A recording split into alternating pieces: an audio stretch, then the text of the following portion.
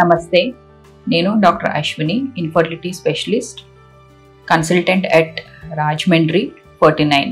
ఈరోజు నేను ఒక ముఖ్యమైన టాపిక్ గురించి డిస్కస్ చేయదలుచుకున్నాను. అదేంటంటే ట్యూబర్క్యులోసిస్, టీబీ ఆర్ క్షయవ్యాధి. So WHO, world health organization వాళ్ళు ఇచ్చిన ఇన్సిడెంట్స్ వరల్డ్ వైడ్ ఏంటంటే ట్యూబర్క్యులోసిస్ యొక్క ఇన్సిడెన్స్ 10 to 12%. అదే మన ఇండియా దగ్గర దాని ఇన్సిడెన్స్ అండ్ ప్రివలెన్స్ వచ్చి 20%. సో జనరల్ గైనిక్ పాపులేషన్లో in general as a clinicians దాని యొక్క ఇన్సిడెన్స్ ఎంత ఉంటుందంటే ఒక population 1 to 2% daily they are coming with symptoms and signs of genital tuberculosis. So world health organization వాళ్ళు ఏంటంటే డెవలపింగ్ కంట్రీస్లో ఎక్కువ దీని యొక్క ప్రివలెన్స్ అనేది చూశారు. ప్రివలెన్స్ అంటే దీని యొక్క జనరల్ టోటల్ పాపులేషన్తో మనం చూసుకుంటే దీని యొక్క ప్రివలెన్స్ ఎంత అండి.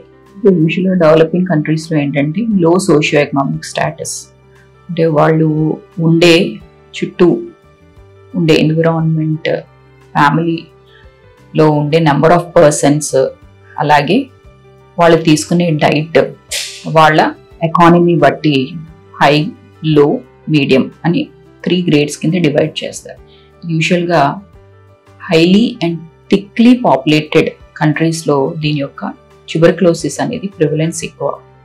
సో యూజువల్లీ లో సోషియో ఎకనామిక్ గ్రూప్స్లో మనము ట్యూబర్క్యులోసిస్ అనేది చూస్తాం.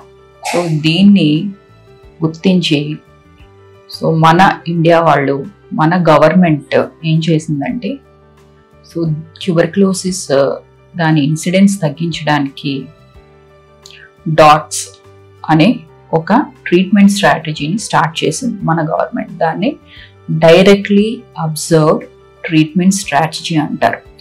డాట్స్ అంటే ఇవి మెడిసిన్స్ అనేవి డైరెక్ట్గా ఒక నర్స్ అనేది తను డైరెక్ట్గా పేషెంట్ దగ్గరికి వెళ్ళి మెడిసిన్స్ ఇచ్చి వాళ్ళు వేసుకున్నారా లేదా అనేది కన్ఫర్మ్ చేసుకుంటారు.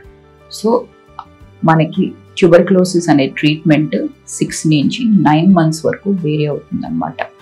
సో ఈ 6 months నుంచి 9 months వేరియేషన్ ఉంటుంది కాబట్టి ఇంత లాంగ్ పీరియడ్ ఆఫ్ ట్రీట్మెంట్ ఉన్న మన ఇండియాలో గవర్నమెంట్ తీసుకున్న డాట్స్ వల్ల ఏంటంటే నర్సే వచ్చి డైరెక్ట్గా మెడిసిన్స్ అనేది ఇస్తుంది.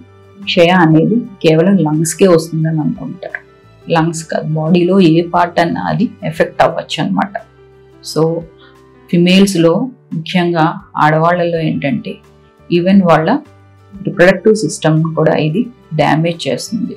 సో దీన్ని మనం ఎర్లీగా డయాగ్నోస్ చేస్తే ఏంటంటే ఇలాగే డాట్స్ ఎలాగో 6 months మేము ట్రీట్మెంట్ అనేది అడ్వైస్ చేస్తాం. ఇంటెన్సివ్ ఫేజ్ ఒక 2 months ఇస్తాం, తర్వాత 4 months కంటిన్యూషన్ ఫేజ్ ఉంటుంది అన్నమాట. ఈ ట్రీట్మెంట్ తీసుకుంటే వాళ్ళు ఏంటంటే జనరల్ హెల్త్ వాళ్ళు ఇంప్రూవ్ అవుతుంది. సో బాడీలో యుట్రస్ కానీ, ఫిలోపియన్ ట్యూబ్స్లో కానీ, ఎండోమెట్రియంలో కానీ ఎక్కడైనా ట్యూబర్క్యులోసిస్ అంటే అవి చనిపోయి ఆ యుట్రస్, ట్యూబ్స్, మళ్ళీ ఎండోమెట్రియం అనేది నార్మల్ స్టేజ్కి వస్తుంది అనమాట. సో ఈ 6 months వీళ్ళు జాగ్రత్తగా డైట్ తీసుకోవాలి, అలాగే మెడిసిన్స్ తప్పనిసరిగా వాడాలి. సో మెడిసిన్స్ తీసుకున్నప్పుడు కూడా కొంచెం సైడ్ ఎఫెక్ట్స్ ఉంటాయి. సైడ్ ఎఫెక్ట్స్ ఇవేంటంటే కొంచెం ఎలా అంటే లివర్ ఫంక్షన్స్ని, మన లివర్ మీద కొంచెం ఎఫెక్ట్ పడుతుంది. అందుకని ఏంటంటే డాక్టర్ పర్యవేక్షణలో తీసుకోవాలి. మేము తీసుకుంటున్నా కూడా కొన్ని టెస్ట్లు అనేది అడ్వైస్ చేస్తాం అనమాట.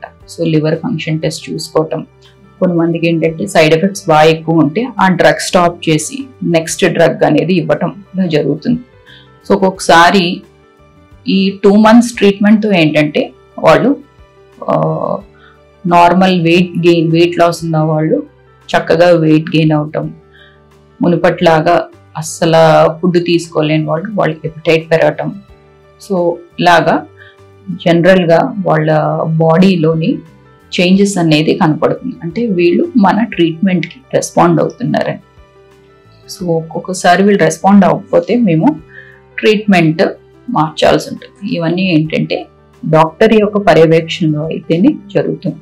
సో వన్స్ ట్రీట్మెంట్ కంప్లీట్ అయిన తర్వాత వాళ్ళు ఏమన్నా ట్రీట్మెంట్స్ తీసుకోవాల్సి వస్తుందంటే అప్పుడు ట్రీట్మెంట్స్ కూడా అడ్వైస్ చేస్తాం అనమాట.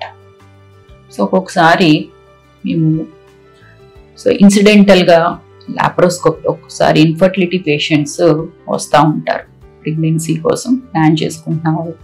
సో వీళ్ళకి ఏంటంటే టెస్ట్లో చేస్తున్నప్పుడు డైరెక్ట్గా బయటపడుతూ ఉంటుంది.